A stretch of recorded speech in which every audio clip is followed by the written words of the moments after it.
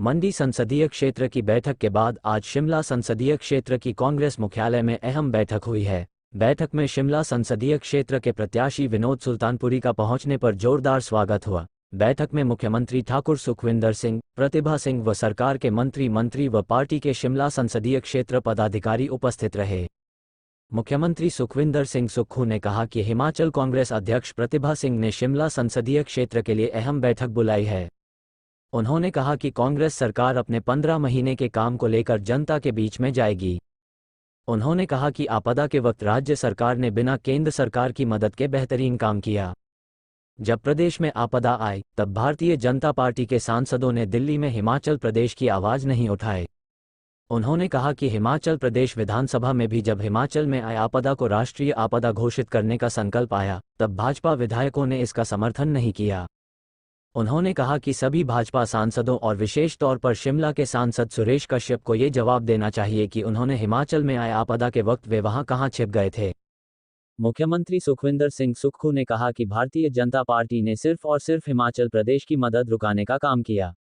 उन्होंने कहा कि पहले तो आपदा के दौरान केंद्र सरकार से हिमाचल की सहायता रोकी गई। इसके अलावा ओल्ड पेंशन स्कीम को भी भाजपा ने रोकने की कोशिश की।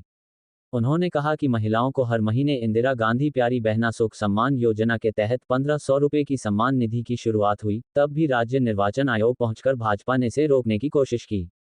शिमला संसदीय क्षेत्र से कांग्रेस प्रत्याशी विनोद सुल्तानपुरी ने कहा कि वे मुद्दों के आधार पर चुनाव लड़ेंगे। शिमला संसदीय क्षेत्र से कांग्रेस प्रत्याशी विनोद सुल्तानपुरी ने कहा कि वे मुद्दों के आधार पर चुनाव लड़ेंगे। पंजाब दस्तक के लिए सुरेंद्र राणा की रिपोर्ट। हमारे कांग्रेस पार्टी के संगठन के पदाधिकारी उनसे विस्तृत चर्चा की और विस्तृत चर्चा करने के बाद आज हमारे शिमला लोकसभा क्षेत्र के प्रत्याशी श्री विनोद सुल्तानपुरी जी जो यहाँ से है, शिमला पार्लियामेंट के सभी ब्लॉक कांग्रेस कमेटी के अध्यक्ष, जिला कांग्रेस कमेटी के अध्यक्ष, जिला परिषद के सदस्य, पूर्व हमारे विधायक, वर्तमान विधायक, वर्तमान मंत्री, सबकी बैठक प्रदेश अध्यक्ष जिन्हें अभी बुलाई है। तो हमने उस बैठक में चर्चा करेंगे और चर्चा करने के बाद शिमला में, क्योंकि मंडी की रणनीति अलग होगी और शिमला की रणनीति अलग होगी, तो इस सिलसिले में इन बैठकों का दौर चल रहा है। हमारा ये मानना है कि 15 माह में हमारी सरकार ने आम जनता से जुड़े हुए लोगों के लिए कार्य किए, चाहे वो ओपीएस की बात है, और सबसे बड़ा कार्य जो हमने किया, जो महिलाओं के सम्मान में हमने प्यारी बहना योजना की शुरुआत 1 मई 2024 से स्पीति से की थी, फिर 25 फरवरी 2024 से लाहौल में की थी, फिर पूरे हिमाचल प्रदेश में की।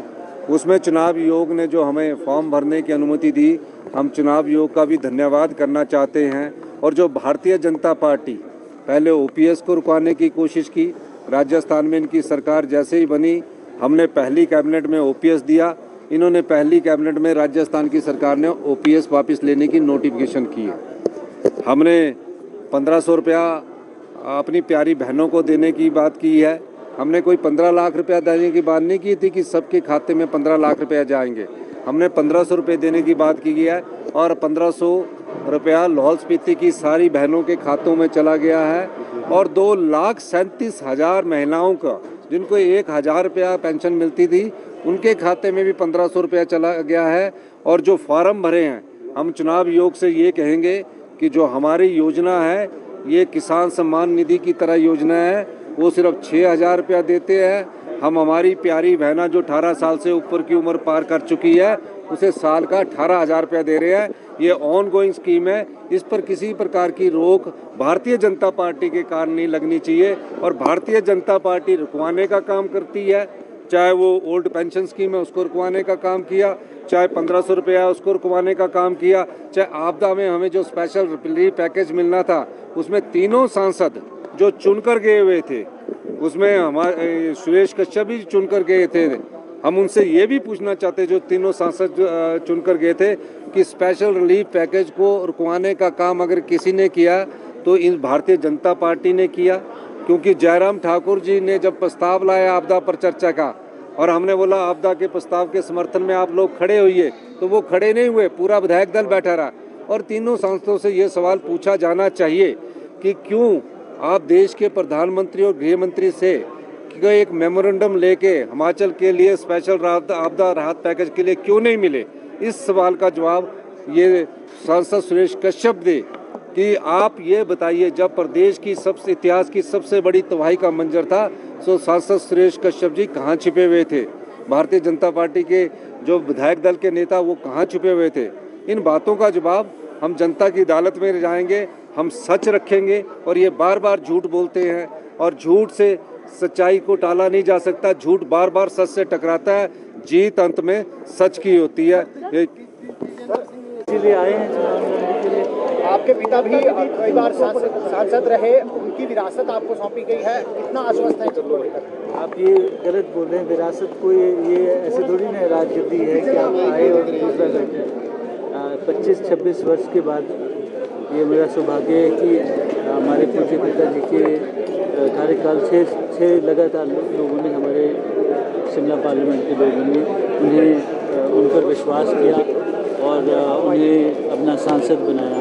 आज 26 साल के बाद मुझे ये टिकट मिला है और आलाकमान का बहुत मैं धन्यवाद करना चाहता हूँ। माननीय मुख्यमंत्री जी, माननीय हमारे प्रदेश अध्यक्ष हमारे प्रतिभा सिंह जी और हमारे डिप्टी सीएम साहब, ये सारी हमारी जो स्टेट की लीडरशिप, इन्होंने जब दिल्ली में ये बात रखी तो ये मुझे सम्मान भी लगता है। और मैं समझता हूँ इसको ये कोई हेरिडिटी या हमारा कोई ऐसा नहीं है, हम तो पार्टी के कार्यकर्ता हैं और जो कार्यकर्ता होने के नाते जो भी काम हमें बोला जाएगा हम करेंगे। मुद्दे क्या रहेंगे, किन मुद्दों को लेकर जनता के बीच जाएंगे?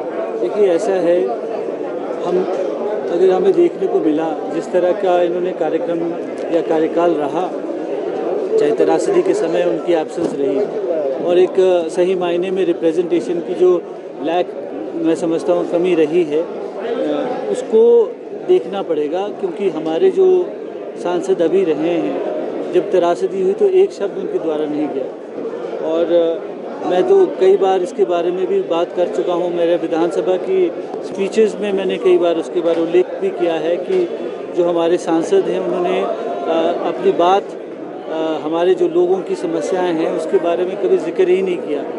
आज एक हमारी जो त्रासदी हुई उस समय हमारे सांसद मिसिंग रहे, उसके बाद मैं राष्ट्रीय उच्च मार्ग